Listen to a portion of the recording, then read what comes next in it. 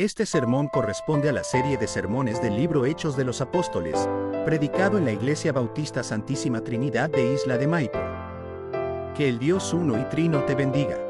Les ruego por favor puedan buscar en lo que continuamos en Hechos, capítulo 5, versículos 17 al 33, un pasaje más extenso, que relata un solo evento, ya Hechos 5, 17 al 33. Lo voy a leer en la Reina Valera. Y dice así la palabra del Señor en Hechos 5, 17 al 33. En caso que no se escuche o se pierda mi conexión, me hacen alguna seña y retomamos. ¿Le parece? Dice así la palabra del Señor. Entonces levantándose el sumo sacerdote y todos los que estaban con él, esto es, la secta de los saduceos, se llenaron de celos. Echaron manos a los apóstoles y los pusieron en la cárcel pública. Mas un ángel, el Señor, abriendo de noche las puertas de la cárcel, sacándolos, dijo: Id, y puestos en pie en el templo, anunciad al pueblo todas las palabras de esta vida. Habiendo oído esto, entraron de mañana en el templo y enseñaban. Entre tanto vinieron el sumo sacerdote y los que estaban con él y convocaron al concilio y a todos los ancianos de los hijos de Israel y enviaron a la cárcel para que fuesen traídos. Pero cuando llegaron los alguaciles, no los hallaron en la cárcel. Entonces volvieron y dieron aviso, diciendo: por cierto, la cárcel hemos hallado cerrada con toda seguridad, y los guardas afuera de pie ante las puertas. Mas cuando abrimos, a nadie hallamos dentro. Cuando oyeron estas palabras, el sumo sacerdote y el jefe de la guardia del templo y los principales sacerdotes dudaban en qué vendría a parar aquello. Pero viniendo uno, les dio esta noticia: he aquí los varones que pusisteis en la cárcel están en el templo y enseñan al pueblo. Entonces fue el jefe de la guardia con los alguaciles y los trajo sin violencia, porque temían ser apedreados por el pueblo. Cuando los trajeron, los presentaron en el concilio, y el sumo sacerdote les preguntó diciendo: ¿no os mandamos estrictamente que no enseñaseis en ese nombre? Y ahora habéis llenado a Jerusalén de vuestra doctrina, y queréis echar sobre nosotros la sangre de ese hombre. Respondiendo Pedro y los apóstoles dijeron: es necesario obedecer a Dios antes que a los hombres. El Dios de nuestros padres levantó a Jesús, a quien vosotros matasteis colgándole en un madero. A este Dios ha exaltado con su diestra por príncipe y salvador, para dar a Israel arrepentimiento y perdón de pecados. Y nosotros somos testigos suyos de estas cosas, y también el Espíritu Santo, el cual ha dado Dios a los que le obedecen. Ellos, oyendo esto, se enfurecían y querían matarlos. Oremos. Padre nuestro que estás en los cielos, santificado sea tu nombre. Te alabamos en esta hora por este día que tú has apartado para hacerlo un día distinto del resto de la semana. Señor, gracias por disponer de este medio que nos permite tomar ciertos resguardos, Señor, y a lo mejor si esta decisión que tomamos de estar de esta manera es un error delante de ti, te pedimos perdón. Pero creemos también en la ley del amor, Señor, con los más débiles de nuestra congregación, el cuidar también, producto de nuestra salud, cuidarles también a ellos. Eso es religiosidad, es religión práctica, Señor. Pero te rogamos que a pesar de la distancia y de este medio, nos des la concentración, la solemnidad, el oído atento, el corazón dispuesto y la mente abierta para escuchar tu palabra y ser expuestos ante ella, para que podamos saber y asumir que muchas veces el nombre de Cristo causará odio, sucederán milagros y nos convocará a la obediencia. En el nombre de Jesús. Amén. odio, milagro y obediencia a causa del nombre. Así he titulado este sermón, mis hermanos, del pasaje que es un poco extenso, casi 16 versículos. Lo he titulado así: odio, milagro y obediencia a causa del nombre. La idea es nunca perder el hilo conductor de lo que ya se ha venido predicando por casi 13 sermones. Justamente este es el 13º sermón de este libro de Hechos, y damos gracias a Dios por ir avanzando. Y por supuesto, tenemos que no perder el hilo para conectar con todo lo que se ha venido predicando. Por eso es un mensaje consecutivo, expositivo, versículo a versículo, para no perder el hilo conductor, mis hermanos.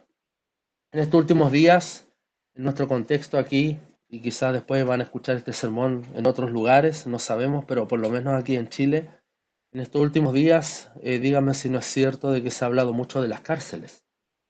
Las decisiones que están tomando, probablemente muy reactivas y para nada preventivas, como es típico de nosotros, de nuestra idiosincrasia, de nuestros políticos.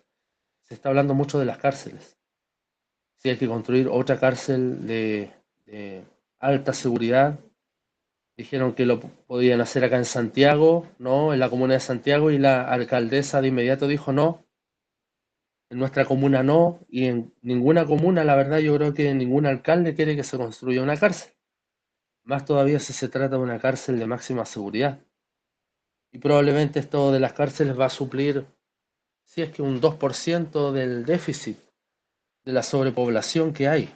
Ya he mirado unas estadísticas y por lo menos hay, si mal no vi, ¿no? La estadística, hay como 8.000, 10.000 presos más de lo que cubren las cárceles en nuestro país. Imagínense, hay una sobrepoblación extrema. Y por supuesto sabemos que la cárcel es algo necesario en nuestra sociedad. Lo ha sido así desde tiempos inmemoriales. Creo yo, se me viene a la memoria cuando jugábamos la Gran Capital, a los más viejos. Ahí dentro de las propiedades habían también, me parece, una cárcel, ¿no? Que uno podía caer en la cárcel por algún delito. Bueno, es algo que es parte de nuestra sociedad, no es una opción. Creo que no hay ciudad o país en el mundo, sociedad en el mundo que no tenga una cárcel. Y justamente en la cárcel pagan las penas aquellos que han sido declarados culpables de algún delito, de alguna falta. También sabemos de algunos casos donde a la cárcel ha caído gente inocente. Y bueno, este es el caso en este relato. Caen a la cárcel personas inocentes. ¿Ya? He contado que en nuestra iglesia anterior, donde nos conocimos con mi esposa y donde servimos ahí como misioneros en Perú, en nuestra preparación yo hice de Pedro en un musical y me acuerdo muy bien, venía a la memoria ese pasaje en un musical llamado Espíritu. Y en este pasaje justamente estamos con todos los apóstoles muy complicados, eh, a la vez tristes, pero confiando en el Señor, y cantábamos un canto, si no me equivoco, por amor a Jesús. Un hermoso canto que nos daba cuenta de la confianza que debíamos tener aún en la cárcel como apóstoles, a pesar de estar ahí presos de manera injusta, ¿ya? Porque acá no están acusados de ningún delito estipulado por la ley romana y probablemente judía tampoco. Pero podía recordar mi actuación en el musical haciendo de Pedro, cómo podíamos cantar por amor a Jesús. Debíamos siempre estar dispuestos incluso a ser apresados injustamente. Nos encontramos nuevamente entonces, hermanos, con un pasaje lleno de emoción. Creo que desde pequeño hemos conocido este pasaje. A muchos se nos enseñó en la escuela dominical, los que hemos sido niños de escuela dominical, se nos enseña cómo no es la primera vez, una de las tantas veces donde los apóstoles cayeron en la cárcel. Lo vemos más adelante también con Pedro y Silas, ahí con el cepo mientras cantaban y hubo un gran terremoto. En este caso, Pedro, Juan y los demás discípulos están empeñados en cumplir la misión. Recuerde el título de este sermón: odio, milagro y obediencia a causa del nombre. Pero a pesar de este contexto de cárcel, mis hermanos, que uno lo puede leer algo como muy simple, bueno, qué bonita historia, ¿no? Como casi un relato inventado. Yo cuando reflexionaba en el texto a la hora de mi sermón, de preparar el sermón, eh, no evidencié en los discípulos, en este caso los apóstoles, porque los discípulos son muchos más, pero los apóstoles que están presos, yo no vi en ellos un desánimo, no evidencié en ellos un desánimo ni menos una actitud derrotista. Los discípulos y demás creyentes no han bajado los brazos, mis hermanos, ante esta situación y una de las tantas, porque esto todavía es incipiente, lo hemos ido viendo, hay una pequeña persecución incipiente en contra de los apóstoles y discípulos, pero esta oposición y persecución va increciendo, no va en disminuyendo, son dos términos, ¿no?, que usamos en latín, va increciendo, va creciendo cada vez más, hasta ser algo realmente insostenible y casi catastrófico en contra de la Iglesia del Señor. Y esto sin duda que es un carácter, mis hermanos, que como seguidores de Jesucristo debemos tener. Si decimos que somos testigos de Él, deberíamos tener el mismo carácter ante la oposición. A pesar de este contexto, veremos que los apóstoles divinos, los 12 que están aquí, no pierden el control, no se desesperan, no bajan los brazos, tienen dominio propio y tienen un carácter para enfrentar la oposición. No están aquí a causa de algún pecado que ellos cometieron, hermanos. Vea bien este contexto, están ahí injustamente siendo apresados, acusados probablemente de desorden o de sedición, como acusaron a Jesús, pero no es una acusación plena, ni convincente, ni legalmente eh, estipulada. Eso quiero que lo entendamos. Están presos ahí por una causa injusta, pero delante de Dios es una causa justa porque están sufriendo a causa de su nombre. Vuelvo al título. Cuando hacemos algo por causa de su nombre, nombre con N mayúscula, nombre de Cristo, nombre de Dios, habrá siempre odio, habrá también milagros, es probable, pero también es un llamado a la obediencia a causa del nombre. Después de del resumen lucano que vimos la semana pasada, mis hermanos, se recuerdan en Hechos, perdón, 5, 12 al 16, que también yo expuse la semana pasada, es un resumen, no lo vamos a leer por el tiempo. Después de este resumen, queda Lucas como una nota editorial, aparte de todo el material prelucano o tradicional que él recopila para armar Hechos. Está este resumen de Hechos 5, 12 al 16, para entrar ahora a este tremendo pasaje.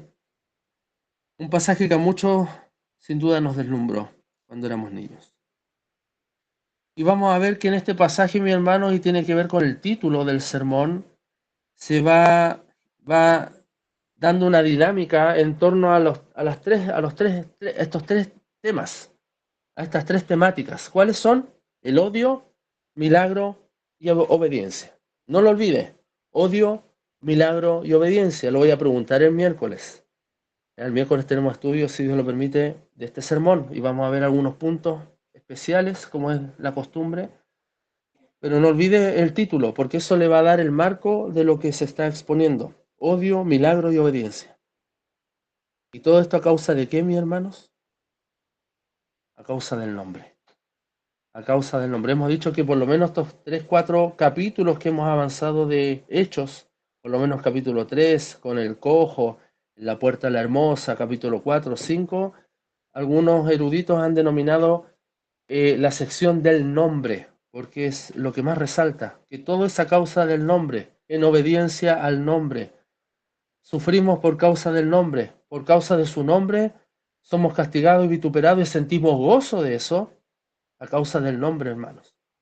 No es una causa política, no es una causa ideológica, hermanos, como sucede hoy en día, que algunos están dispuestos a incluso a dar su vida si es necesario, o de alguna guerra injusta, como puede pasar en Rusia y Ucrania, probablemente una guerra injusta por aspiraciones de Rusia. Algunos sufren por esa causa, ¿no? Pero acá es a causa de algo que pareciera ser abstracto. ¿Cuál es la causa? A causa del nombre. Pero ¿cómo por un nombre voy a sufrir tanto? Lo hemos dicho, el nombre significa presencia, carácter, poder, porque es el nombre por sobre todo nombre, y ante el cual se doblará toda rodilla, en los cielos, en la tierra, debajo de la tierra, mis hermanos. Ese es el nombre. No es mi nombre Luis, o el nombre Mauricio, o el nombre Paula, o el nombre María Eugenia. No, ese es un nombre común. Esto es a causa del nombre, que refleja carácter, presencia, poder. Hay un hermoso libro que llegó a la CLC hace un par de meses atrás, de una teóloga que se llama Portadores de su nombre. Espero en algún momento poder leerlo. Y ese libro trata una teología solo del nombre, de lo que significaba el nombre en el Antiguo Testamento, en el Nuevo Testamento. El nombre de Dios, el nombre de Jehová. Cuando le dice Moisés frente a la zarza que eh, ardía y no se consumía, ¿al nombre de quién iré? ¿Quién me envió? ¿Cuál es tu identificación? ¿Y qué le dice la divina respuesta? Yo soy. En el nombre de yo soy, de Yahweh, es que tú irás. Ese es nuestro distintivo, hermanos. Es nuestro emblema, nuestra bandera, el nombre de Dios. Y es a causa de este nombre que pasan todas estas cosas. Vamos a ver en este pasaje que abre con una...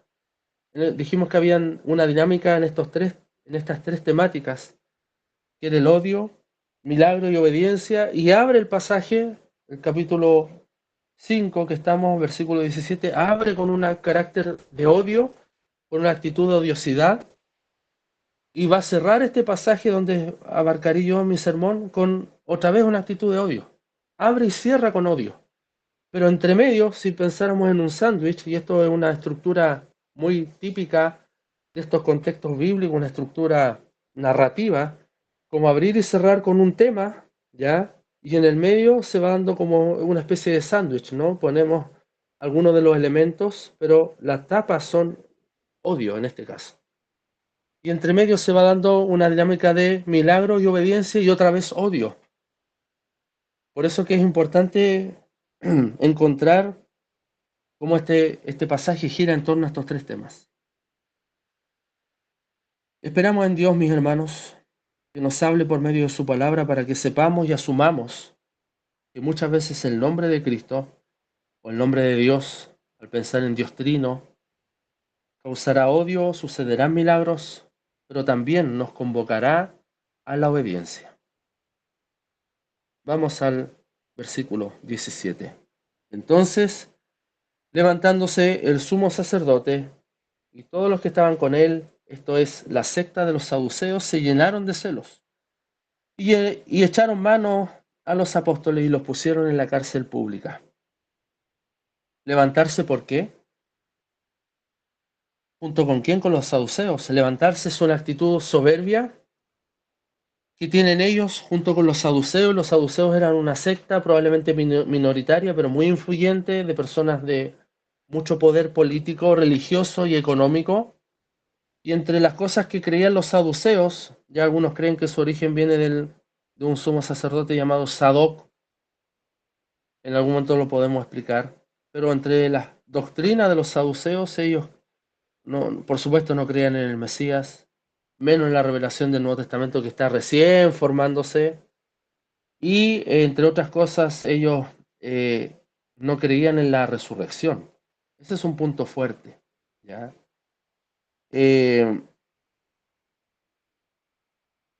Y justamente lo que están predicando los apóstoles es sobre la resurrección, el componente primitivo y medular del mensaje, hermanos, tanto para ellos como apóstoles, los discípulos posteriormente, durante los 2000 años de la iglesia, y nosotros hoy, en el siglo XXI, el componente es la resurrección, debe ser componente de nuestro mensaje evangélico.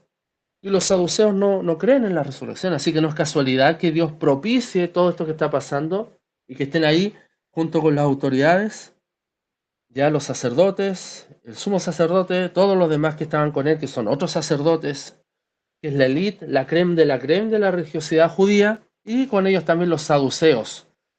Así que eso también es un detalle interesante, como Dios propicia todo para llenarlo aún de más ira a estos saduceos que no creen en la resurrección. La pregunta es: ¿celos de qué? ¿Celos de qué? ¿Por qué se levantan y tienen celos? ¿Celos de qué?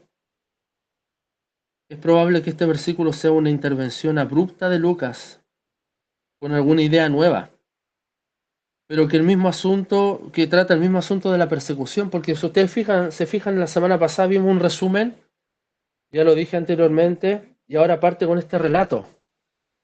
Es como que uno pensara que sigue la secuencia, probablemente hay una distancia de días o de meses, no lo sabemos. Lo importante es que hay una secuencia lógica de un contexto de persecución incipiente, un resumen de las muchas más cosas que hicieron los apóstoles, como dice el texto, pero ahora abre nuevamente con un detalle de persecución con más información todavía, un relato extenso como el que estamos viendo. Lo importante es que hay una consecuencia natural, hay una persecución y oposición.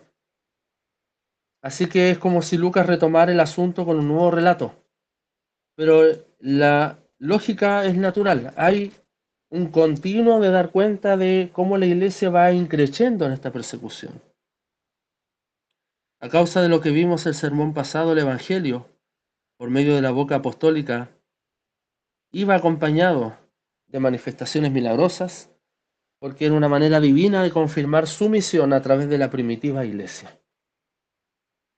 Dijimos que no podemos cerrarnos a que, si bien Dios lo hizo ahí con los apóstoles, como una manera de confirmar su revelación y también su missio Dei, la misión de Dios, y la manera de confirmar y respaldar es a través de señales, prodigios, milagros, portentos. Dijimos también que no podemos cerrarnos a que Dios pueda acompañar nuestra labor evangelizadora con milagros de todo tipo o con alguna manifestación divina si Él quisiera. A pesar de que ninguno de nosotros es apóstol, mis hermanos, pero no podemos cerrarnos a que Dios nos pueda sorprender. Pero es a causa de este contexto, de este ambiente de persecución incipiente que va creciendo, que se manifiesta el odio de la élite religiosa judía. Ese es el celo, ese es el odio con el que parte este pasaje. Aquí nos encontramos con la primera temática o acción que será reiterativa en el pasaje del día de hoy. ¿Cuál es el tema? El odio. Odio, odio, ira, rabia. Esto se manifiesta en que se levantan. Y podemos imaginar, no teniendo mucha imaginación, cuando dice se levantan, yo sin duda que me los imaginé bien soberbios, altaneros, seguros de sí mismos, como tratando de buscar alguna explicación de lo que está pasando, porque tenían celos.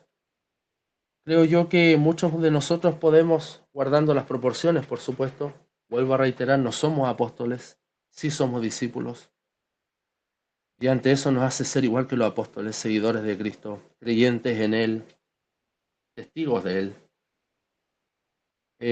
Pero creo que todos nosotros tenemos algún testimonio que contar en torno a los celos que personas han sentido a causa de lo que creemos o a causa de nuestras vidas, o que envidian probablemente la familia que tengamos o que tenemos, envidian la creencia que tenemos, las convicciones que tenemos, o envidian las bendiciones que el Señor nos ha dado. Lo envidian, hermanos.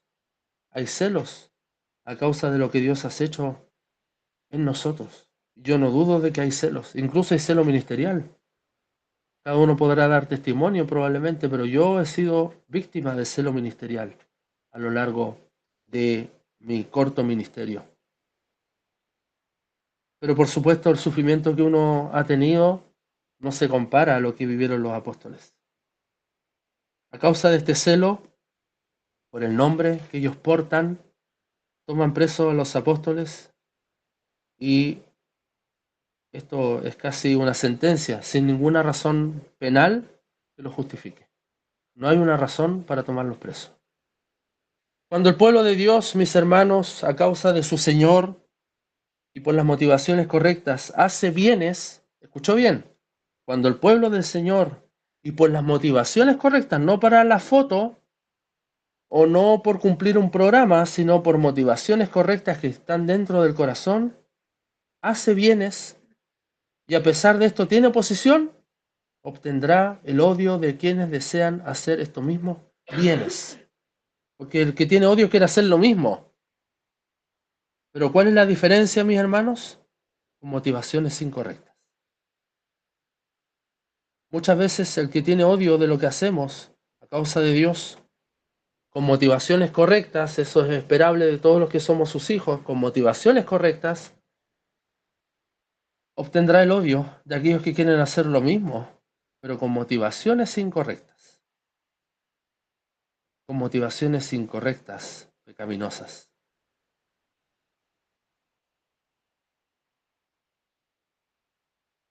En nuestro país, hermanos, creo que ningún cristiano, y esto lo aterrizo a nuestra realidad, y si escucha este sermón algún hermano de otro país, en la posterioridad, o en la posteridad mejor dicho, creo que ningún cristiano, al menos en nuestro contexto, yo diría que de América Latina, ninguno ha estado preso por causa de Cristo y por hacer bienes, creo que ninguno. Así que en realidad cuando yo preparaba este sermón, podía aterrizarlo en nuestra realidad y decir, Señor, gracias porque estamos cómodos. Porque no estamos sufriendo, ninguno de nosotros ha ido a la cárcel por causa de tu nombre o por hacer bienes. Todo lo contrario, el hacer bienes probablemente se camufla con muchas entidades filantrópicas o personas que son filántropas o filántropos que aman a la humanidad y pueden, como la Teletón, repartir sus bienes o parte, un porcentaje de sus ganancias para ayudar, ¿no? Empresas, personas muy ricas y la gente los aplaude y eso es muy loable. Pero cuando hacemos bienes por causa del nombre de Cristo, probablemente eso no sale en ningún diario o en ninguna red social. Pero si lo hacemos con la motivación correcta y a pesar de eso sufrimos persecución, creo que es parte del llamado que debemos tener. Es parte de lo que nos tocaría vivir, hermanos. Pero la realidad es que ninguno de nosotros ha ido preso por causa del nombre. Así que es una realidad que está lejos de nosotros y fuera de ver esto como, oh, qué lindo el pasaje, yo también quiero vivir esto como algo ideal, ¿no? Romántico, hermanos, esto está lejos de nosotros por ahora, por ahora. Y por eso yo espero en el Señor desde lo más profundo de mi corazón, porque así Él me lo hizo sentir a mí y se lo transmito a ustedes.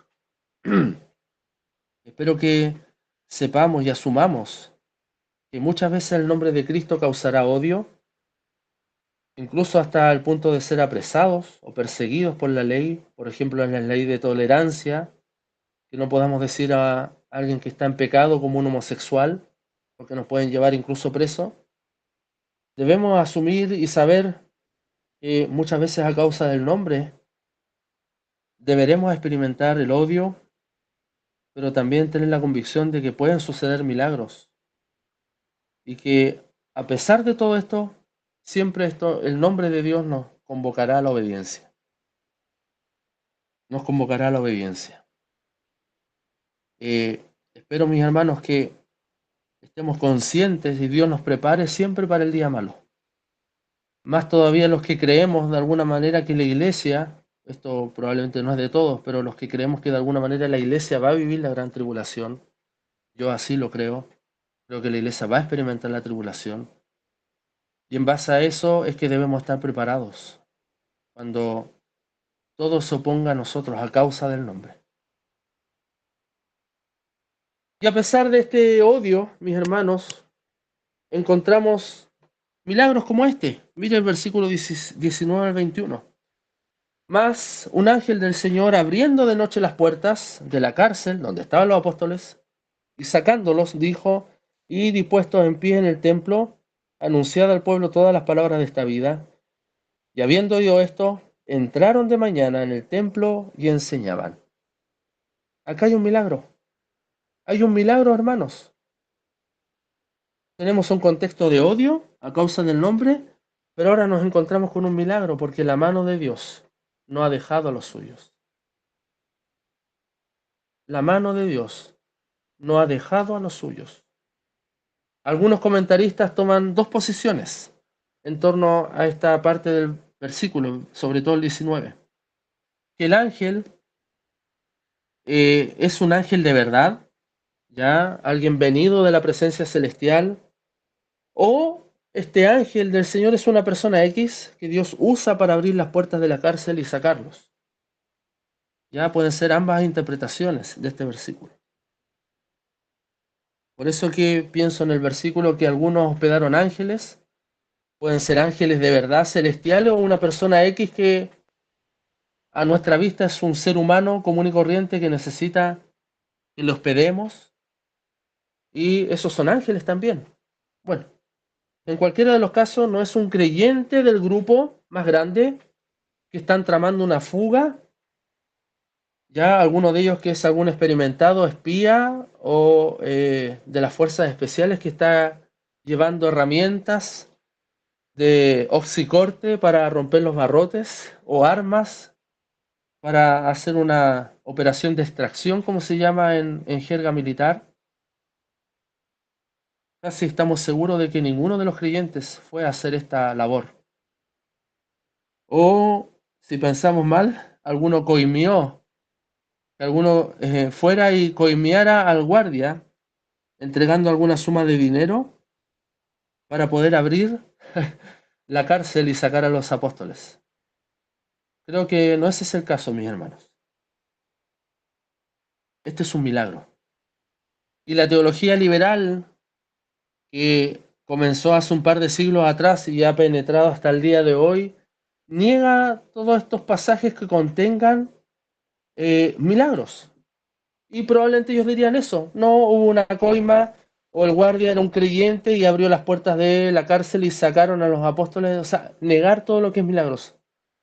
Nosotros, hermanos, como creyentes, no pongamos en duda lo que la palabra dice. Acá hay un emisario del Señor que va y abre las puertas y saca a los apóstoles. ¿Saben ustedes? Este es un milagro de Dios y es necesario para llevar adelante, ¿qué cosa? Su propia misión. La missio Dei. Lo he dicho en reiteradas ocasiones, mis hermanos. La missio Dei, la misión de Dios. Si bien hay un amor por los apóstoles que el Señor ha adoptado como sus hijos, por todos los creyentes de todos los tiempos, pero el Señor tiene más amor todavía por su misión de salvar a todos los pecadores. Y es por causa de esa misión que Él los libera, los libera. Hermanos, no quiero hablar de angeliología en este momento, pero los ángeles son mensajeros divinos y están al servicio de Dios. Así lo hemos visto durante todo el relato de la Escritura. Si hay alguno que ha leído el Antiguo Testamento y el Nuevo Testamento, se va a dar cuenta que ellos son mensajeros de Dios y están al servicio de Dios. No hay ni que adorarlos, ellos no merecen ni demandan adoración alguna, como mucha gente que anda buscando la adoración a los ángeles o libros sobre angelología porque buscan algo místico en aquello. Hermanos, ellos no merecen ni demandan adoración alguna. Escuchó bien. Vamos a ver un par de pasajes donde vemos el rol de los ángeles, solo para confirmar este detalle. Vamos a Daniel. Daniel, capítulo 9, versículos 20 al 23. Dice así, Daniel 9, 20 al 23, dice así, la palabra del Señor. Aún estaban hablando y orando y confesando Perdón, aún estaba hablando y orando, dice Daniel, y confesando mi pecado y el pecado de mi pueblo Israel, y derramaba mi ruego delante de Jehová mi Dios, por el monte santo de mi Dios. Aún estaba hablando en oración cuando el varón Gabriel, a quien había visto en la visión al principio volando con presteza, vino a mí como a la hora del sacrificio de la tarde, y me hizo entender, y habló conmigo diciendo, Daniel, ahora he salido para darte sabiduría y entendimiento. Al principio de tus ruegos fue dada la orden, y yo he venido para enseñártela, porque tú eres muy amado, entiende, pues la orden y entiende la visión, y ahí sigue este precioso pasaje de Daniel 9. Fíjense bien, él viene de otra parte, no está en medio de la humanidad, él viene de una presencia celestial que por supuesto es la presencia de Dios, y viene con una orden a dar una interpretación de lo que Daniel está sintiendo como una visión que Dios le está dando, por supuesto. Vemos otro pasaje, Lucas 1, Nuevo Testamento, Lucas 1.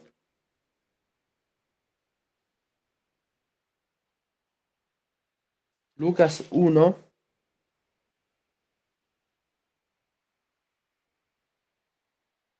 1:11. Dice el 1:11, y se le apareció un ángel del Señor puesto en pie a la derecha del altar del incienso. ¿No? ¿En qué contexto está acá? Cuando el ángel anuncia a Zacarías, ¿sí? El padre de Juan el Bautista. Hay un ángel. Otra vez, un ángel que vino y sabemos después, no lo vamos a leer ahora por el tiempo, da un mensaje a Zacarías. ¿Ven? Están al servicio de Dios, dan un mensaje. Mire el versículo 26 del mismo Lucas 1. Aquí estamos en el contexto del nacimiento, perdón, del anuncio del nacimiento de Jesús, dice el versículo 26, al sexto mes el ángel Gabriel, el mismo de Daniel 9, el mismo. Piensen ustedes, son un detalle, desde Daniel hasta este contexto del anuncio de Jesús han transcurrido por lo menos 450 años, mis hermanos. Imagínense. O sea, estamos hablando de un ángel de más de 400 años por lo menos. Bueno, ellos no cumplen años. Por eso son seres celestiales, que están al servicio de Dios.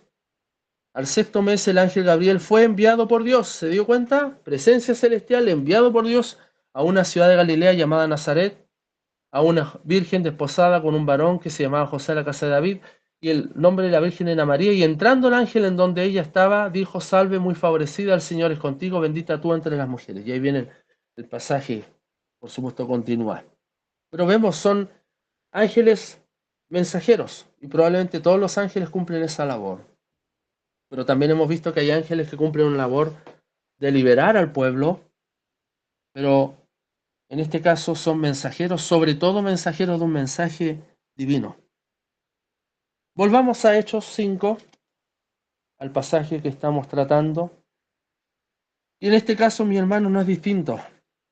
Observe bien, hay una total coherencia junto con liberarlos, el ángel del Señor, junto con liberarlos de la prisión, aún más importante que la liberación, ¿qué es lo que es?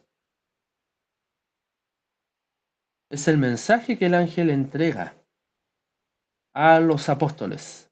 Observe el texto. ¿Cuál es el mensaje? Id y puestos en pie en el templo, anunciad al pueblo todas las palabras de esta vida. Ese es el mensaje. Es como si el ángel nos estuviera hablando hoy también, hermanos. Y la palabra misma del Señor. No necesitamos un ángel, aun cuando a veces el Señor ha usado ángeles, incluso hoy en nuestro contexto, para transmitir algún mensaje. Yo no dudo de eso, mi hermano. Incluso para salvar providencialmente lo que estuvieron el día miércoles en el estudio, vimos el caso de un niño, ¿no? Cuando dice, ¿y no vieron el varón que me sostuvo en los brazos? Podría haber sido un ángel, yo no tengo la menor duda. Pero eso no nos conlleva ni a adorarlos, ni a cantar a los ángeles, ni rendir culto a los ángeles, simplemente saber que están ahí, a nuestro cuidado. Y yo no dudo que en este mismo momento hay una guerra celestial sobre nosotros, donde los ángeles están librando una lucha contra los demonios. quitando de nosotros probablemente el sueño, quitando de nosotros probablemente la desconcentración o el hambre, muchas cosas que el enemigo quiere poner para entorpecer que la palabra de Dios nos hable directamente, con total fluidez. Yo no lo dudo, mis hermanos. Así que el mensaje es claro, justamente cumpliendo esta coherencia de la labor de los ángeles, ¿cuál es? Entregar un mensaje. Id y puestos en pie en el templo, anunciad al pueblo todas las palabras de esta vida. Hermanos, nuevamente hablo a nosotros, me incluyo, por favor, cuando digo a nosotros me incluyo. Nosotros estamos cómodos. Nosotros estamos cómodos. Y es probable que ante una situación como esta de estar preso por causa noble, como es el servicio al reino de Dios, lo natural es, pienso yo, ¿no? ¿Qué haría yo si ocurre un milagro así? Yo estoy preso por causa del nombre del Señor. Lo natural sería que, ok, salí libre, me voy a recuperar de este impas traumático, probablemente pida una sesión de psicólogo para superar, ¿no? El estrés, un estrés postraumático. Yo no conozco mucho los términos, mis hermanos, pero me recupero del evento, probablemente descanse, voy a hacer dormir, dormir en mi cama, me voy a bañar. No, la orden divina es salgan de acá y vayan de inmediato. Pónganse de pie, portaos varonilmente, de pie, con orgullo por el servicio que están prestando al reino, de pie, no derrotados, de pie porque el Señor los ha liberado, mis hermanos. El Señor los ha liberado, pónganse de pie en el templo. Recuerden ustedes el contexto judío del segundo templo. El templo era el lugar sagrado de la religiosidad judía. Y están hablando a alguien que mismo dijo, este templo, yo no quedará piedra sobre piedra, yo mismo lo destruiré y en 3 días lo volveré a reconstruir. Por supuesto hablaba de sí mismo nuestro Señor Jesucristo. Y vamos a ver, quizás en meses más, el relato de Esteban, cómo Esteban da una connotación usando el término heiropoietos en el griego, que significa un templo hecho por mano humana. Este templo, hermanos, es nada. Para el judío tocar el templo era lo más sagrado que ellos tenían. Pero Esteban, por supuesto, lleno del Espíritu de Dios, está diciendo este templo es hechura humana, heiropoietos. No tiene sentido porque el verdadero templo es Cristo como cabeza, como fundamento, piedra angular, y nosotros como su pueblo. Ese es el verdadero templo. Aleluya por eso. Así que se paran en el templo. Yo veo hasta sarcasmo en esto. Se paran en el templo libres. No fueron a tomar un aliento. Vamos a tomar desayuno primero. Nos vamos a vestir, a bañar, o bañar y vestirnos, y nos vamos a ir al templo. No, al tiro, de inmediato. Anuncien al pueblo las palabras de esta vida. Qué precioso, versículo. Anunciar a todo el pueblo las palabras de esta vida. ¿Qué vida? Podríamos pensar que es la vida que ellos están viviendo, donde ellos se ponen como víctimas. No, miren esto que nos toca sufrir por causa de generar lástima en el pueblo. No, vemos que la vida se trata de Cristo, mis hermanos. Y presten atención a lo que a continuación quiero expresar. En los evangelios vemos, y casi todo el Nuevo Testamento, por lo menos más de 100 veces, este término, vida, vida. Hermanos, si hay alguno que está muerto, en Dios tendrás vida, vida eterna y abundante. Y vemos en los evangelios que se da testimonio de este término, vida. Por favor, Juan 1:4. Juan 1:4, después de dar cuenta de que el verbo se hizo carne, dice el versículo 4, en él estaba la vida, es decir, en el verbo encarnado, en Cristo. En él estaba la vida, y la vida era la luz de los hombres. Hermanos, el término ahí es zoe, en griego, zoe, como una Z con una H, zoe. ¿Qué dice Juan 6:68? Juan 6:68. Le respondió Simón Pedro, Señor, ¿a quién iremos? Tú tienes, tú tienes palabras de vida eterna. Zoé, Zoé, palabras de vida eterna. Hechos 3:15, por favor. Hechos 3:15. Piensen, en Jesús estaba la vida es la luz de todos los hombres. Pedro, después de su declaración magistral, donde dice, tú eres el Cristo, el Hijo del Dios viviente, ¿a quién iremos? Miren Hechos 3:15, dice así, fue predicado esto también, y matasteis, dice Pedro, al autor de la vida. El autor de la vida. Y un último pasaje, 2 de Pedro 1:3. Espero en el estudio el miércoles hablar un poco más del concepto de vida, según la Biblia. Vamos a estudiar un poquito este concepto. 2 de Pedro 1:3. Dice, como todas las cosas que pertenecen a la vida y a la piedad nos han sido dadas por su divino poder, mediante el conocimiento de aquel que nos llamó por su gloria y excelencia. Aquí de nuevo Pedro, miren, Pedro podríamos llamar el apóstol de la vida, porque es el que más alude al concepto de vida. El pescador de Galilea, torpe, terco, probablemente suelto de lengua, él sabe que en Cristo está la vida y da testimonio de aquello. Ahora, frente a los apóstoles, como un varón valiente, recibe del ángel, ahora dice, anuncien a todo el pueblo las palabras de esta vida. ¿Qué es esta vida entonces? La vida triste de estar preso, pobrecito nosotros, ténganos lástima. No, la vida es el nombre de Cristo, su persona, su obra, su obediencia, sus milagros.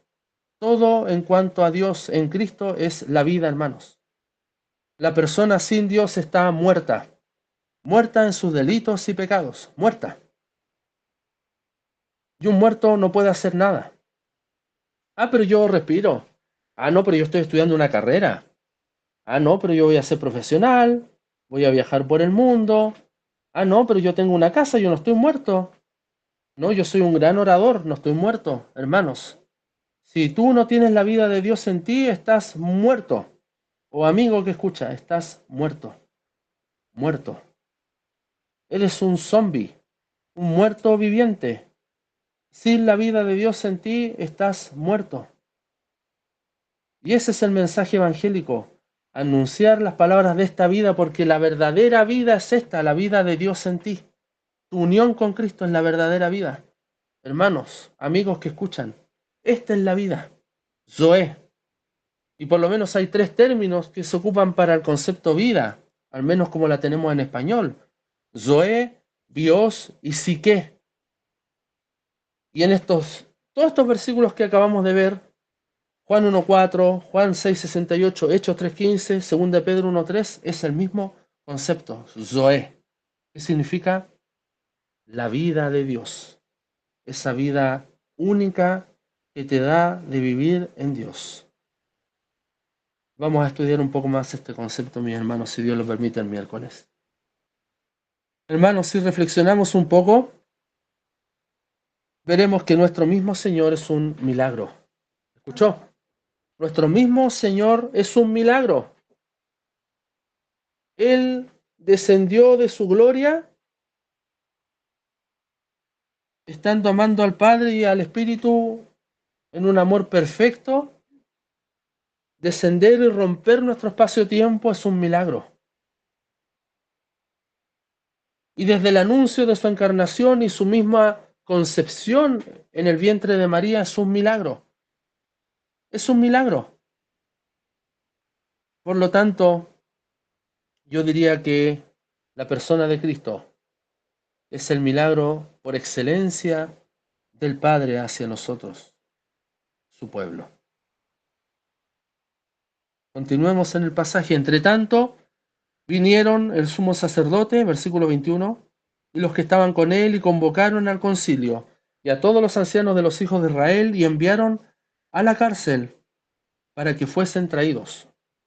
Pero cuando llegaron los alguaciles, no los hallaron en la cárcel, entonces volvieron y dieron aviso, diciendo: por cierto, la cárcel hemos hallado cerrada con toda seguridad, y los guardas afuera de pie ante las puertas. Mas cuando abrimos, a nadie hallamos adentro. Versículo 24. Cuando oyeron estas palabras, el sumo sacerdote y el jefe de la guardia del templo y los principales sacerdotes dudaban en que vendría a parar aquello.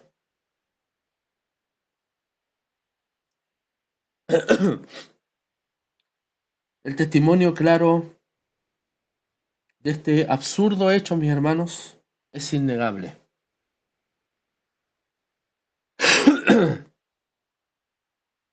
Es tan imposible que salieran de la prisión los apóstoles porque estaba todo cerrado. Con total seguridad, dice el texto. Ni a medias cerrado, sino total seguridad. Y aún más, estaban los guardias de pie vigilando. Así que yo cuando leo esto, y usted también sin duda, puede llegar a la misma conclusión. Este es un hecho absurdo, pero a la vez es innegable. Está todo cerrado, están los guardias de pie vigilando. ¿Cómo escaparon entonces? Estos datos que nos da Hechos, este libro de Hechos, la verdad es que solo ponen en ridículo el informe de la guardia frente a los principales sacerdotes. Y confirman a la vez que este evento de liberación de los apóstoles, ¿qué es lo que es? Un milagro. Dijimos, hay tres temas en los cuales gira todo este pasaje: odio, milagros, obediencia.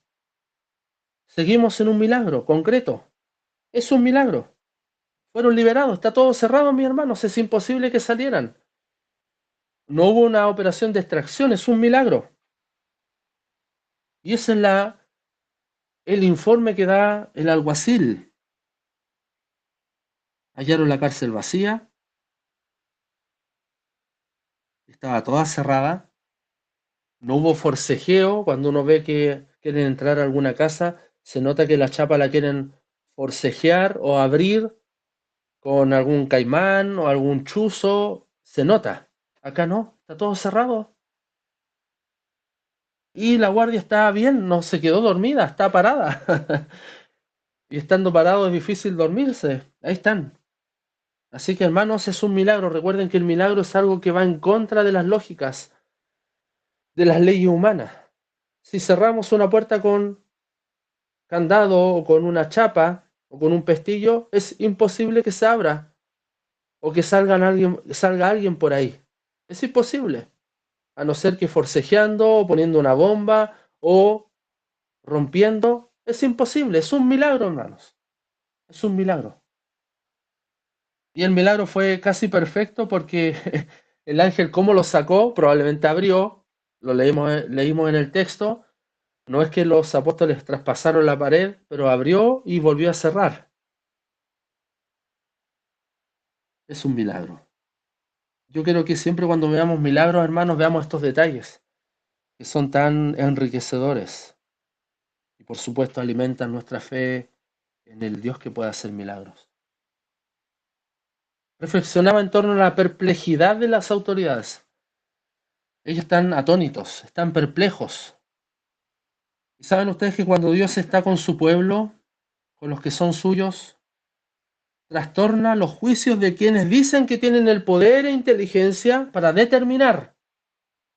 Yo creo que todos tenemos testimonios también. Gente que ha buscado hacer daño y creen que tienen toda la autoridad el Señor usa formas, incluso a veces cómicas o sarcásticas, para mostrar su favor hacia nosotros. Podría contar un ejemplo de cómo Dios hizo justicia a mi esposa, pero eso es menester contar en otro contexto. Pero pienso en eso sin duda, cómo Dios en lo concreto ha trastornado los juicios de quienes dicen que tienen el poder y la inteligencia y actúa a nuestro favor. Bendito sea Dios. Yo me gozo, yo me gozo de eso. Dice 1 Corintios 1,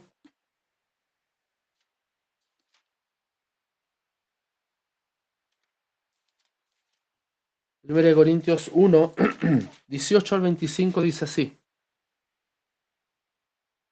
1 Corintios 1, 18 al 25. Porque la palabra de la cruz es locura a los que se pierden, pero a los que se salvan, esto es, a nosotros, es poder de Dios.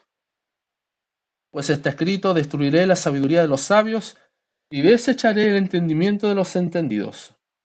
¿Dónde está el sabio? ¿Dónde está el escriba? ¿Dónde está el disputador de este siglo? ¿Dónde están? ¿No ha enloquecido Dios la sabiduría del mundo? ¿Dónde están los profesionales, los expertos, los ateos teóricos que buscan con sus absurdos argumentos negar la existencia de Dios? ¿Dónde están? ¿O los profesionales que porque creen que ganan mucho dinero, creen que tienen el mundo ganado? ¿Dónde están? 21. Pues, ya que en la sabiduría de Dios el mundo no conoció a Dios mediante la sabiduría, agradó a Dios salvar a los creyentes por la locura de la predicación. Aleluya. Porque los judíos piden señales y los griegos buscan sabiduría. Pero nosotros predicamos a Cristo crucificado, para los judíos ciertamente tropezadero, como está pasando acá en Hechos. Es un mensaje vigente, incluso hasta el día de hoy es tropezadero. El mensaje de la cruz es tropezadero, y para los gentiles que no creen es locura. Más para los llamados, así judíos como griegos, Cristo poder de Dios, sabiduría de Dios. 25. Porque lo insensato de Dios es más sabio que los hombres, y lo débil de Dios es más fuerte que los hombres. ¿Dónde están todos aquellos religiosos? ¿Dónde están todos aquellos que se jactan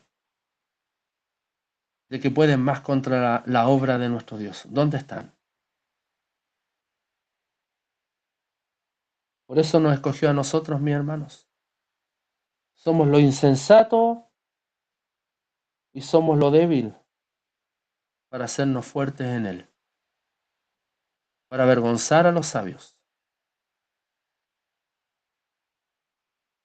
Que esta sea nuestra consigna, mis hermanos. Cuando Dios está con su pueblo, con los suyos, trastorna los juicios de quienes dicen que tienen poder e inteligencia. Ellos no tienen poder de nada. Y el mismo Jesús le dice se lo dice a Pilato, tu poder viene de arriba. Tú no tienes nada. Y confiemos en el Dios que todo lo gobierna. Versículo 25, volvemos a Hechos 5. Pero viniendo uno les dio esta noticia, y aquí los varones que pusisteis en la cárcel están en el templo y enseñan al pueblo. Ahí está el reporte, que afirma aún más el milagro, y a la vez, por la odiosidad de los que están contrarios, por este tipo, este personaje, porque dice viniendo uno, ¿quién será? ¿Alguien del pueblo? ¿Algún soldado? ¿Alguno de la guardia? ¿O algún sacerdote? No importa. Por el odio de esta persona acusa a los apóstoles. O también puede ser un instrumento de Dios para solo dar cuenta con un dejo de sarcasmo, porque acá yo veo sarcasmo, mis hermanos. ¿Cuál es el sarcasmo? Los varones que pusiste en la cárcel están en el templo y enseñan al pueblo. Miren cómo va creciendo el odio de la autoridad religiosa. Los que pusieron en la cárcel, ustedes bien, con harto candado, con hartas chapas y llaves y guardias, están en el templo enseñando. Sarcasmo, el Señor usa mucho sarcasmo en su palabra, mis hermanos. Los apóstoles no están solo reunidos con el pueblo convocando una gran manifestación política, observe bien, o simplemente contando lo que nos pasó para adquirir fama. Hermanos, los apóstoles están con una actitud heroica y están enseñando al pueblo. ¿Qué están haciendo? Generando una gran revolución, un mitin político. Están enseñando al pueblo. Hermanos, acá hay un principio. Escuche bien. Que hasta el incrédulo y el que odia la obra de Dios diga así, ellos, los cristianos, los seguidores de su absurdo Dios, están enseñando. Que vean eso, que estamos enseñando. Que sea indiscutible lo que estemos haciendo, hermanos. Que no genere duda lo que estemos haciendo. Que digan que estamos enseñando. Porque es innegable y notorio que lo estamos haciendo. Aunque genere el odio, aunque genere que vayamos quedando solos en el camino porque están enseñando, pero algunos no están haciendo nada. Que lo vean, que estamos enseñando. Que no genere dudas o que nuestro accionar dé para otro tipo de interpretación. No sé si me entienden la idea. Que hasta el incrédulo vea que estamos enseñando. Que no dé para otro tipo de interpretación. Que no genere dudas. Que hasta el incrédulo lo reconozca. Que estamos enseñando, hermanos. ¿Saben ustedes que esto no es solamente de los que somos maestros de la palabra? Y lo digo no con jactancia, sino hablando del don que Dios ha dado a cada uno de nosotros. A mí me dio el de enseñanza, y eso no lo puedo negar, pero no es que ande con el rótulo de maestro, simplemente lo transmito. Y esto no es de solo los que somos maestros, mis hermanos. ¿Saben ustedes que el enseñar es algo que nos corresponde a todos los creyentes? Pero ¿cuántos realmente estamos enseñando la palabra? Pero es más fácil mantenernos en la flojera, en la comodidad o que otro lo haga. Total, nosotros estamos bien, hermanos. Si hemos de disponer medios como los que Dios nos da hoy en día y sin que nadie nos diga absolutamente nada, enseñemos. Por supuesto, no se trata de hacer maestros muchos de vosotros, dice Santiago 3, porque mayor condenación hay.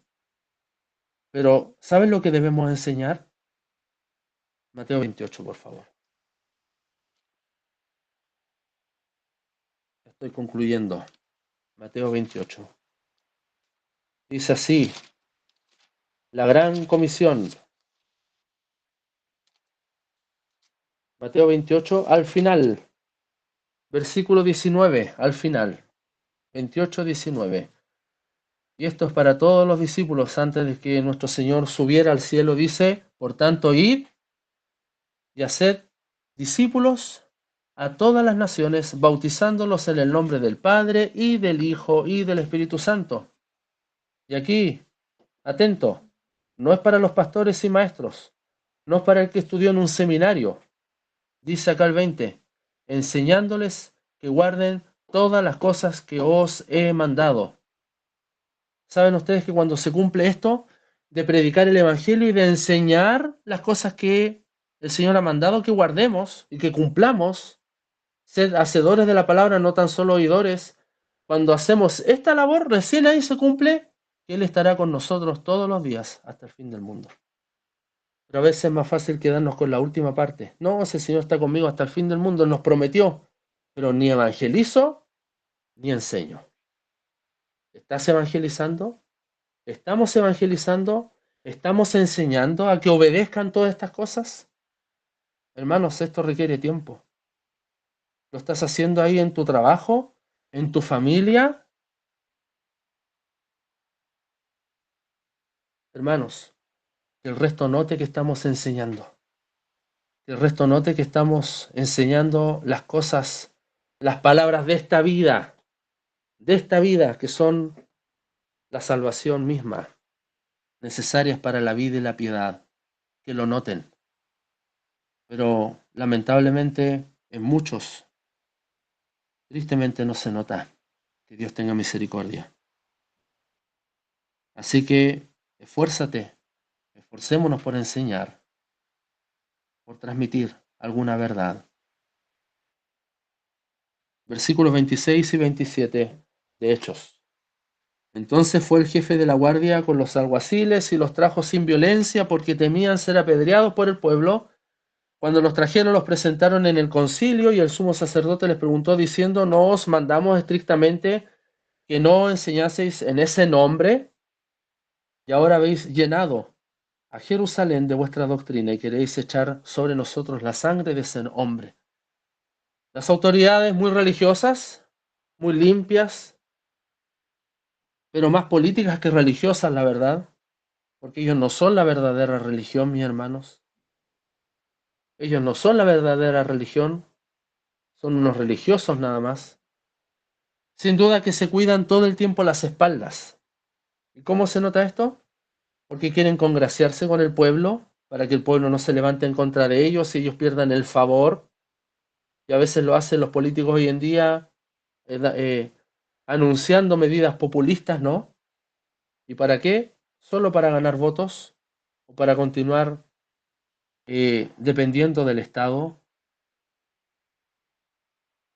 Así que ellos se quieren congraciar con el pueblo.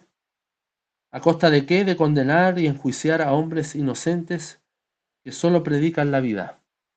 Solo predican la vida. Hermanos, el Evangelio es la vida.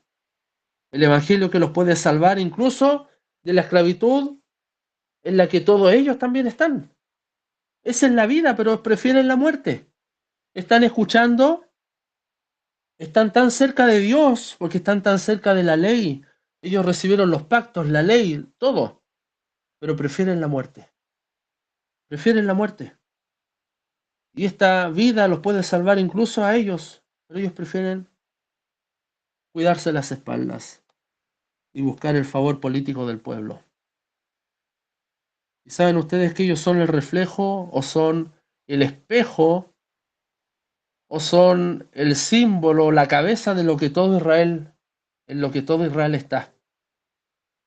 Que si Israel no cree en Jesús como el verdadero Mesías, rey, sacerdote y profeta, que a modo de sombra aludió todo el Antiguo Testamento, todos se van a perder. Y hasta el día de hoy sigue ese mensaje vigente. Ellos no se van a salvar por ser una nación, van a ser salvos solo por el nombre de Cristo. Por eso que es difícil concebir, conforme a nuestra convicción teológica, que ellos se van a salvar solo por ser una nación antropológicamente identificada con una cultura. Seremos salvos solo por el nombre de Jesús. Porque la verdadera circuncisión es la del corazón, no la de la carne. Hasta el día de hoy ellos se circuncidan. No es la de la carne, es la del corazón.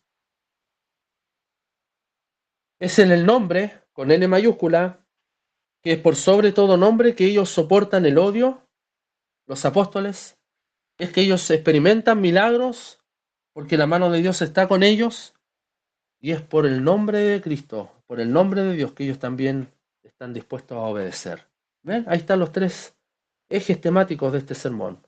Odio, milagros y obediencia a causa del nombre. Y es en esta confianza tremenda, mis hermanos, que vemos en Pedro realmente un dominio propio absoluto, porque es un hombre transformado. ¿Por qué? Porque ellos no han perdido el control, están siendo enjuiciados injustamente, les están faltando respeto, los odian por causa del nombre, pero Pedro realmente es un hombre transformado. Y que junto con los apóstoles dicen, versículo 29, es necesario. Miren, con toda calma y convicción, con toda tranquilidad y dominio propio, es necesario obedecer a Dios antes a los hombres. Hermanos, y esta máxima ha de ser una máxima para toda la iglesia de todos los tiempos. Es necesario obedecer a Dios antes que a los hombres, mis hermanos. Los que creemos que la iglesia ha de experimentar la tribulación, creemos que esta regla ha de ser con la que midamos nuestra obediencia civil, porque vendrá un momento de tribulación y persecución, y esta es la regla, mis hermanos. Es mejor obedecer a Dios antes que los hombres. Espero el miércoles poder hablar un poco de la autoridad delegada, cómo ésta se manifiesta en la sociedad y qué nos corresponde a nosotros hacer. Así que, hermanos, la obediencia a Dios es antes que a los hombres. Que nadie te diga lo contrario. Obediencia a Dios y a lo que nos pide. Y esto nos lleva a ser valientes, mis hermanos. Esto no es fácil. Esto nos lleva a ser valientes. Versículos 30, 31 y 32. El Dios de nuestros padres levantó a Jesús, a quien vosotros matasteis, colgándole en un madero. A este Dios ha exaltado con su diestra por príncipe y salvador, para dar a Israel arrepentimiento y perdón de pecados. Y nosotros somos testigos suyos de estas cosas, y también el Espíritu Santo, el cual ha dado Dios a los que le obedecen. Recuerden, odio, milagro, obediencia. Los tres ejes temáticos. Y el Espíritu Santo, el cual ha dado a los que le obedecen. Hermanos, los apóstoles nunca buscaron complejizar el contenido del Evangelio. Este es el mensaje medular, simple y directo. Lo que acabo de leer, ese es el mensaje. Aquellos no están camuflando nada. Por supuesto, es un mensaje primitivo, directo a Israel. ¿Qué dice Pedro? Vosotros matasteis colgándole en un madero. ¿A quién? A Israel. Reflejado o simbolizado en la autoridad política, que era lo más importante para ellos, el Sanedrín, los saduceos, los fariseos, los sacerdotes. Ahí está toda la cabeza política religiosa de Israel. Vosotros matasteis colgándole en un madero. ¿A quién? Al autor de la vida. No es primera vez que Pedro lo dice. Ya lo ha dicho en reiteradas ocasiones. ¿A quién? A Israel. Aquel que Dios Padre exaltó con su derecha para ser príncipe y salvador, para dar, ¿a quién primero? Salvación a Israel. Dar a Israel arrepentimiento y perdón de pecados. Hermanos, esto es primero para Israel, para dar arrepentimiento y pecado. Rápidamente, Mateo 3, 1 y 2. A ver algunos versículos de Mateo justamente. Mateo 3, 1 y 2 dice, en aquel día vino Juan el Bautista predicando en el desierto de Judea y diciendo, miren la primera palabra que se registra de Juan el Bautista, arrepentíos porque el reino de los cielos se ha acercado. Vayamos a Marcos, vamos a ir a Marcos y en Marcos vamos a ver algunos versículos. Marcos capítulo 1, versículo 4. Bautizaba a Juan en el desierto. Aquí está repitiendo la misma idea. De hecho, Marcos lo dice primero porque Marcos es el primer evangelio escrito. Dice Marcos 1:4, bautizaba a Juan en el desierto y predicaba el bautismo de arrepentimiento para perdón de pecados. Versículo 14 del mismo Marcos 1, versículo 14. Después de que Juan fue encarcelado, Jesús vino a Galilea predicando el evangelio del reino de Dios. Versículo 15, que dice, el tiempo se ha cumplido y el reino de Dios se ha acercado. Miren las palabras de nuestro Señor, otra vez coherente con Juan el Bautista. Arrepentíos y creed en el Evangelio. ¿Y esto a quién? ¿A quién están haciendo todo esto? Los apóstoles están siendo obedientes porque están predicando el Evangelio y no en cuanto a contenido solamente de predicar el arrepentimiento y el creer en Jesucristo, que eso es parte medular del Evangelio, sino también Porque el grupo objetivo a quien debía ser predicado este evangelio, y ya se muestra en todo el despliegue del Antiguo Testamento, ¿cuál es ese grupo objetivo?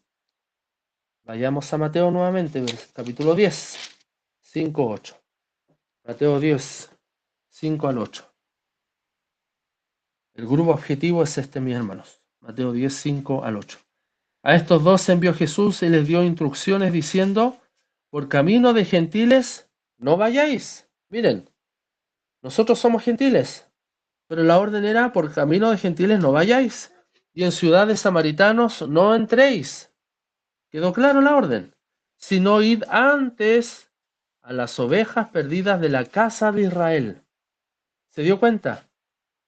Y yendo predicar diciendo el reino de los cielos se ha acercado, sanad enfermos, limpiad leprosos, resucitad muertos, echad fuera demonios, de gracia recibisteis, dad de gracias. ¿Cuál es el primer público objetivo de la predicación?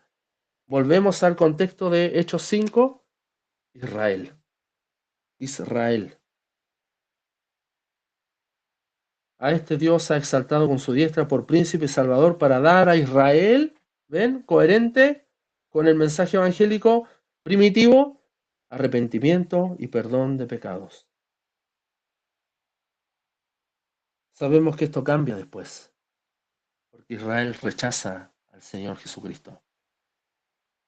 Pero los apóstoles no se quedan en la seguridad de su obediencia al predicar el contenido del Evangelio y el público objetivo de este mensaje. No se quedan allí, bueno, ya estamos cumpliendo, Señor, estamos haciendo tu obra, somos obedientes,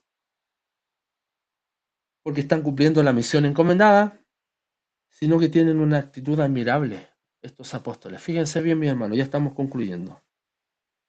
Invitan a quienes no tienen el Espíritu Santo a que lo tengan para que también aprendan a obedecer. Ahí dice el texto. Y nosotros somos testigos suyos de estas cosas y también el Espíritu Santo, el cual ha dado Dios a los que le obedecen. O sea, es una invitación abierta a ustedes. ¿Quieren tener el Espíritu para que obedezcan? ¿Quieren obedecer este Evangelio para que también el Espíritu Santo more en ustedes? Es una invitación al impenitente, mis hermanos. Y hoy en día esto se extiende ya no solo a Israel, sino a todos los que en medio nuestro, en nuestra congregación, no han creído en Jesucristo como Señor y Salvador. ¿Quieren tener el Espíritu Santo para que obedezcan? Y a causa de la obediencia estar dispuestos al odio, pero también a experimentar milagros por mano del Señor. Es una invitación al impenitente. Hay que mostrar, hermanos, y acusar el pecado, pero sobre la misma mostrar gracia para que el pecador arrepentido aprenda a obedecer a Dios. Es la gran comisión. Ir por todo el mundo y predicar el Evangelio, bautizándolos, enseñándoles a que obedezcan todas estas cosas. ¿Se da cuenta? Es parte del Evangelio el enseñar a obedecer, porque no sabemos obedecer la palabra de Dios, hermanos. Alguien nos tiene que enseñar. Nos cuesta obedecer. Y es el labor de todos los creyentes que han nacido de nuevo. Predicar el Evangelio y enseñar a obedecer. Versículo 33 y final, ellos oyendo esto, se enfurecían y querían matarlos. Otra vez, cerramos este pasaje con odio. Odio, milagros, obediencia, odio, milagros, obediencia, cerramos con odio nuevamente. Sin embargo, por más noble que sea esta invitación, y una invitación honesta delante de Dios hacia la humanidad que le pertenece, el odio del pecador hacia su hacedor es una triste realidad. En conclusión, hermanos, debemos saber y asumir que muchas veces el nombre de Cristo causará odio, habrá milagros y nos convocará a la obediencia. Es mi deseo más profundo, hermanos, que estemos conscientes de que no nos acostumbremos a la comodidad o a que siempre el evangelio que transmitamos sea bien recibido. No nos acostumbremos a eso. Que Dios nos haga ser obedientes y conscientes de estar dispuestos a soportar el odio, pero expectantes también a que mientras hablamos por el poder de su nombre, Él haga milagros. Oremos. Gracias, Señor nuestro Dios, por este regalo de darnos la oportunidad de escuchar tu palabra. Que puedas tú, Señor, añadir bendición. Y que cada palabra que he dicho en tu nombre, siendo yo un instrumento inútil y rústico en tus manos, pueda hacer y echar raíces en cada corazón que escucho. Ayúdanos y haznos conscientes de que cuando hacemos una labor en tu nombre, experimentaremos odio, pero también tú podrás hacer milagros. Y también es un llamado a la obediencia. Gracias, Señor, por este día, por este medio que nos has dado, a pesar de la distancia. Oramos para que nos des vida y salud, y a pesar de nuestra salud quebrantada, nos des la victoria para no dejar de hacer lo que nos has pedido. Oro por mis hermanos allá en Isla de Maipo, sobre todo quienes están enfermos, Señor, que tú pongas tu mano de sanidad, de salud, tu mano milagrosa para curar. Estamos expectantes de los resultados de este examen de nuestro hermano Mauricio. Y así también del resto de los hermanos que están padeciendo. Mi esposa también, mis hijos. En misericordia. Y aún en medio de la salud quebrantada nos puedas dar la victoria y también el gozo de ser parte de tu familia. En el nombre de Jesús. Dios les bendiga. Gracias por acompañarnos en esta entrega. Si quieres saber más de nosotros, no dudes en buscarnos en nuestras redes sociales. Que el Dios Uno y Trino te bendiga.